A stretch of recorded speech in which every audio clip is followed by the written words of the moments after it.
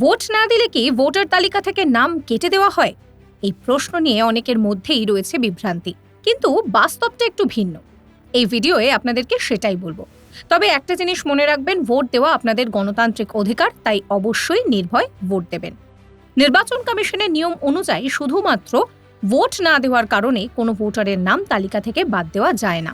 অর্থাৎ আপনি যদি একাধিকবার ভোট নাও দেন, তবুও আপনার নাম স্বয়ংক্রিয়ভাবে ভোটার তালিকায় থাকবে, সেখান থেকে কাটা হবে না। কিন্তু ভোট দেওয়া অবশ্যই প্রয়োজন। তবে কিছু নির্দিষ্ট পরিস্থিতিতে নাম বাদ পড়তে পারে, যেমন ভোটারের মৃত্যু, স্থায়ীভাবে অন্যত্র বসবাস শুরু করা, একই ব্যক্তির নাম একাধিকবার তালিকায় থাকা, অথবা ভোটার তালিকা সংশোধনের সময় তথ্য যাচাইয়ে গরমিল ধরা পড়া। এইসবের ক্ষেত্রে নির্দিষ্ট প্রক্রিয়া মেনে নাম বাতিল করা হয়। এছাড়া নির্দিষ্ট সময় অন্তর নির্বাচন কমিশন ভোটার তালিকায় সংশোধন করে। সেই সময় বাড়ি বাড়ি তথ্য যাচাই করা হয়। সেখানে যদি দেখা যায় যে কোনো ভোটার দীর্ঘদিন উল্লেখিত ঠিকানায় থাকেন না, অথবা তার তথ্য যাচাই করা সম্ভব হচ্ছে না, তাহলে তালিকা থেকে নাম বাদ যায়।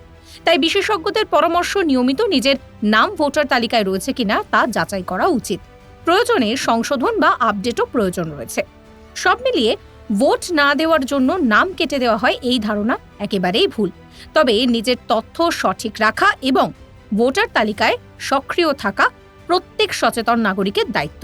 গণতন্ত্রে অংশগ্রহণের সবচেয়ে শক্তিশালী উপায় হচ্ছে ভোট। তাই সচেতন থাকুন, নিজের অধিকার সম্পর্কে জানুন এবং দায়িত্ব পালন করুন।